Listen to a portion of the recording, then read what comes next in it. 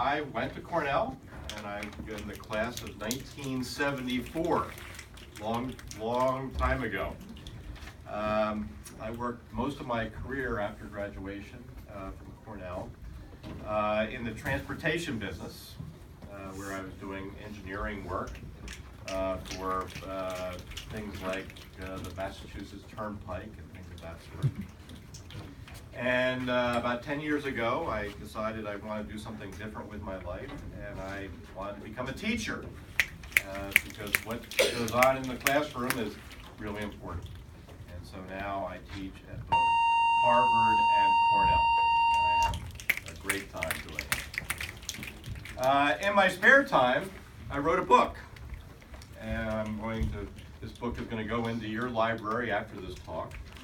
But before I tell you about this book, I want to ask you a couple questions. So first, I understand at least this side of the room are Cornell experts, right? And this side of the room are almost experts. Kind of. Okay, so a question for everybody. What is Cornell's mascot? This is a trick question. No one's supposed to know this question.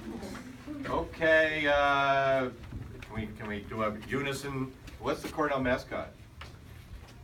Anybody? Country. Just yell it out. Bears! Well, that's a good guess, but you know, it's not right. It is a trick question. Why? I think it's grizzly. Oh, no, it's not even a polar bear. Because upstairs you have the Bowdoin polar bears. But okay, well, Is it a C? a big C? Yes. Well, actually, it's not. And in fact, Cornell does not have a mascot. Can you imagine? We don't have a mascot. We do, however, have a nickname. Anybody know what that nickname is? Yes, sir. No. Yes, ma'am? The Big Red, right. We're the Cornell Big Red. We're not the Cornell Bears. Brown University, they're the Brown Bruins. That's a bear.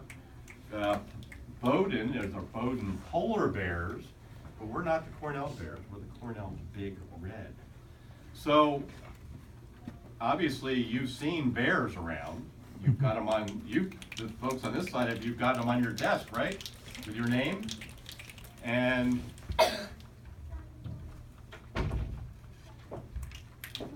you know, that is definitely a bear.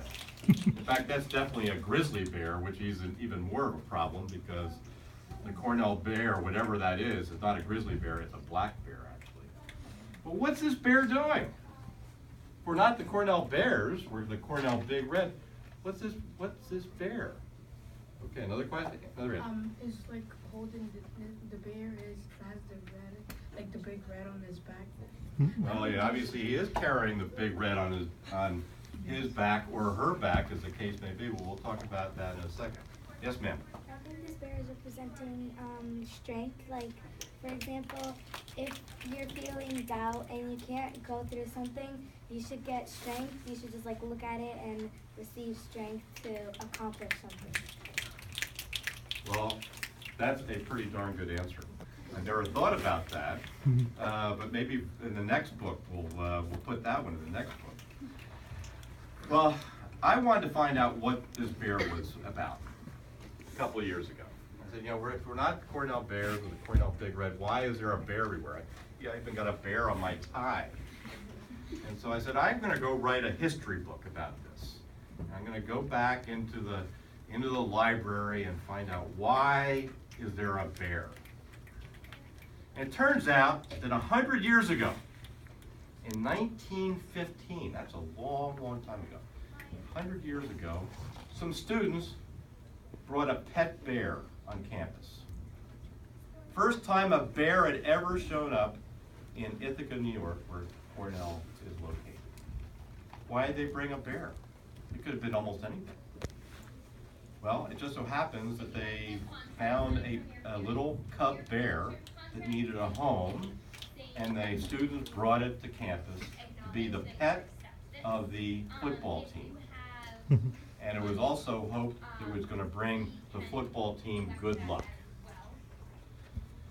And that bear, whose name was Touchdown, in fact it was a she, her name was Touchdown.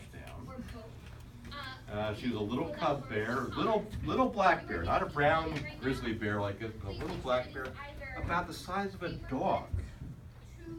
In fact, that's her right there. Little black bear named Touchdown. She comes onto campus in 1915, and she becomes what was the unofficial mascot of the football team. Before every football game, she came into the stadium and she immediately climbed the goalposts. And everybody loved that. A lot of cheering and clapping. But they finally got her off the goalposts and the game proceeded. And that year, because she was such good luck, Cornell won every single one of its games. Yeah, I'll do that. And that was the first time ever. In fact, it was the first time we had ever beaten the dreaded Harvard Crimson. And you have, right across the river here.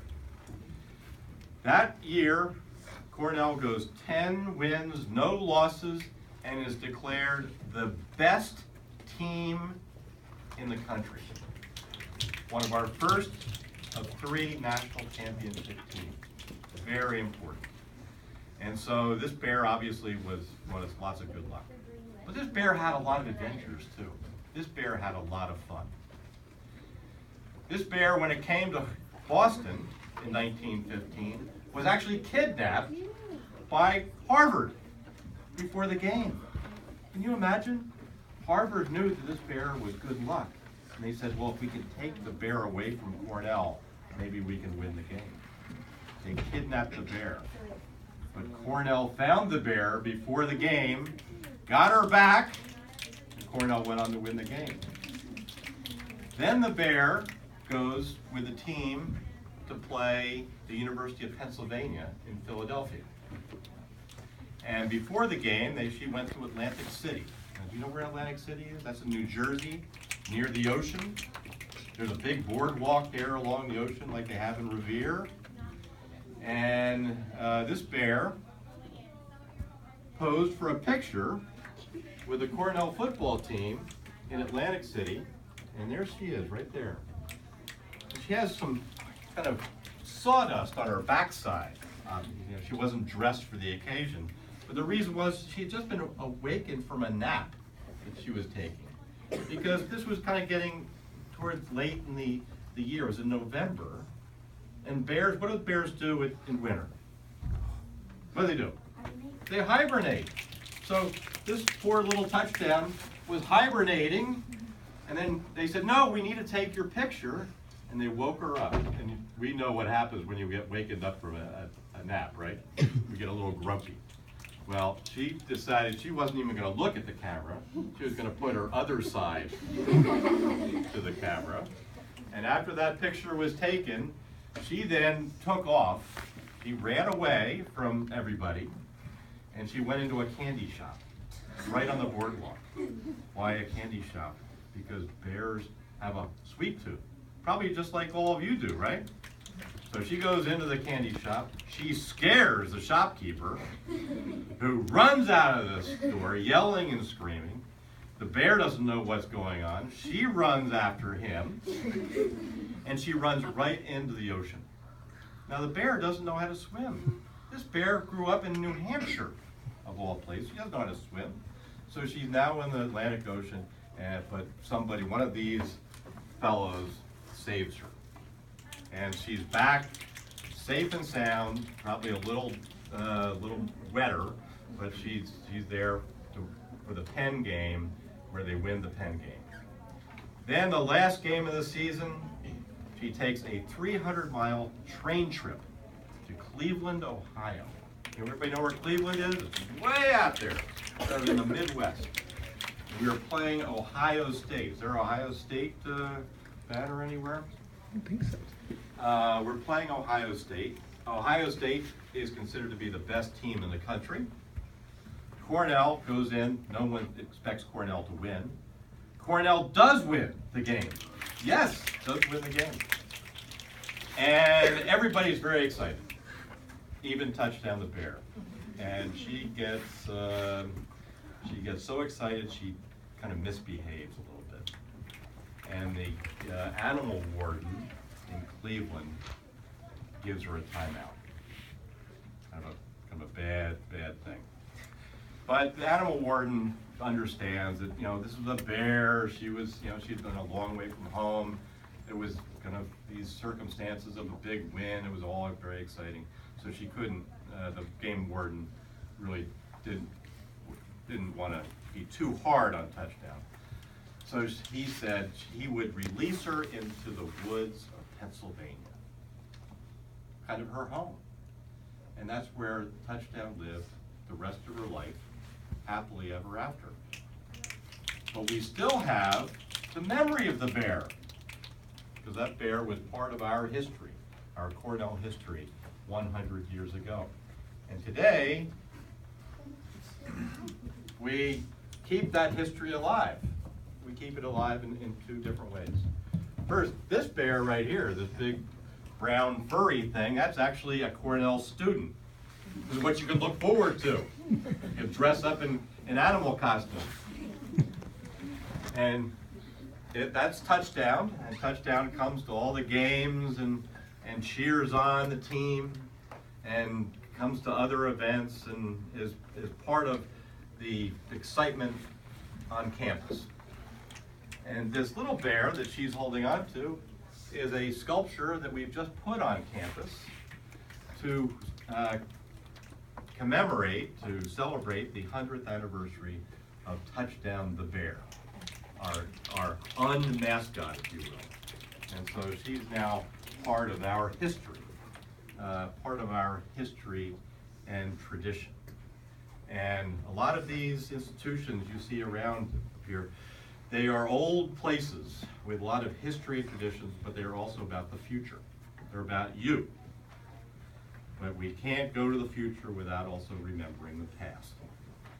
And so the last thing I want to say is that this was a little cartoon that someone made up at some point. And Cornell, as you might know, we're not very good at football these days. Not as good as we were 100 years ago. But our sport, because we're up in the northern part of New York State, is hockey. We're a big hockey place. And so this is in a hockey rink, and the little girl is about your age tells the bear, you don't know who's the bear and who's not. Says there's a little big red bear hidden in all of us. And those of us who were fortunate enough to go to Cornell University, and we think it's a very special place, we know that there's a little big red bear in each of us.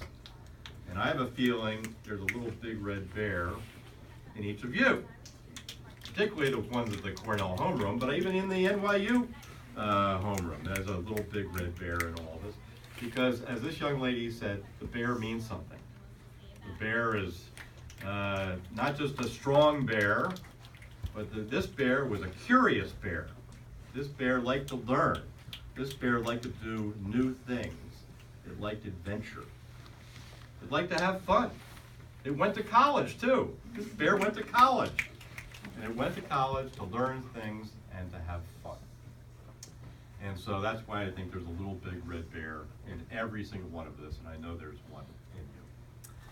So this is the story of the little big red, of the big red bear called Touchdown that will go in your library. And I've got some bookmarks for everybody with the bear. I'll pass these out. And